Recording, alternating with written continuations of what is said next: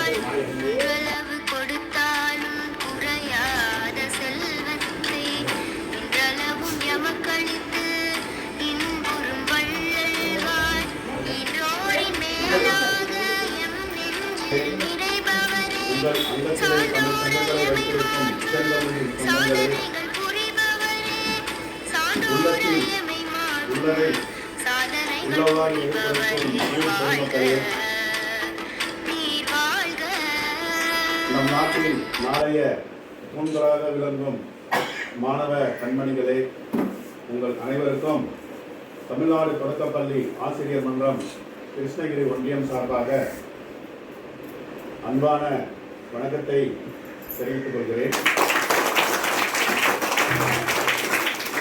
இன்று ஆசிரியர் மன்றத்தினுடைய இயக்கத்தில் ஒரு மகத்தான நாள்.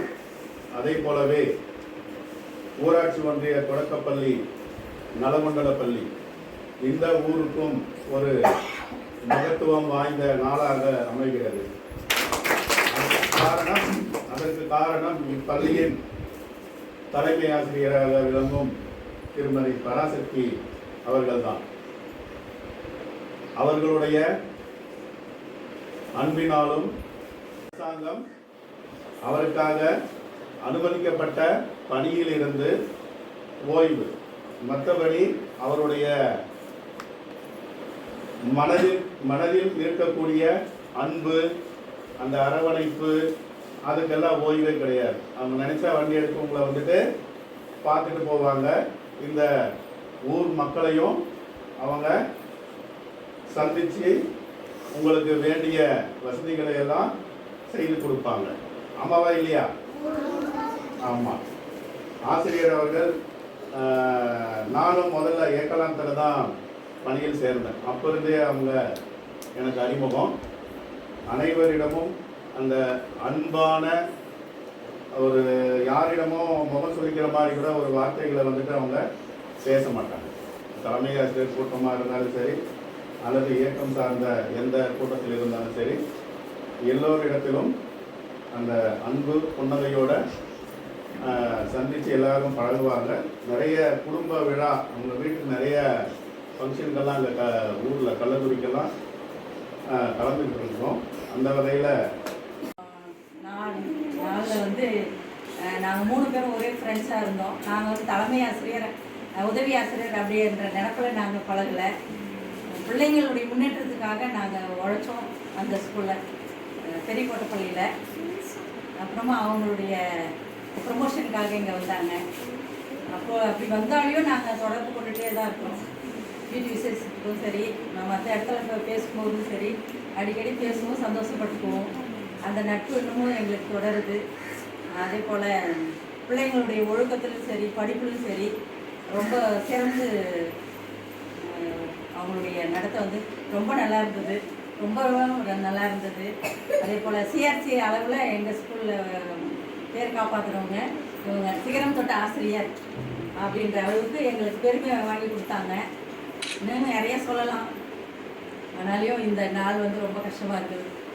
அதாவது எல்லாரும் ஒரே இதாக இருந்துட்டு அவங்க பிரிஞ்சு போகும்போது ஒரு வந்து அவங்க வந்து அஸ்லார் ஆயிடுறாங்க. நம்மளை விட்டு பிரியும் போது அஸ்லார் ஆயிடுறாங்க. நம்மளோட இருந்தால் இன்னும் நல்லா இருக்குமே அப்படின்ற ஒரு ஏக்கம். அவங்களுடைய ஆரோக்கியம் ரொம்ப ரொம்ப முக்கியம். எல்லாம் நல்லா இறைவனை வேண்டி அவங்க உடல் அளவில்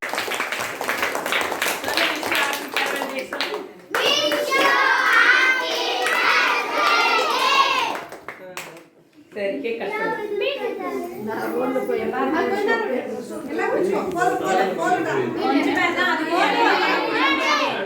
முன்னாடி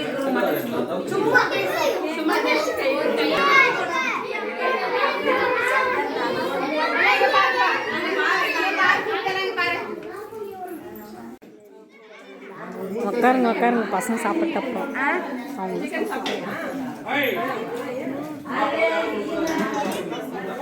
இந்த பிளேட்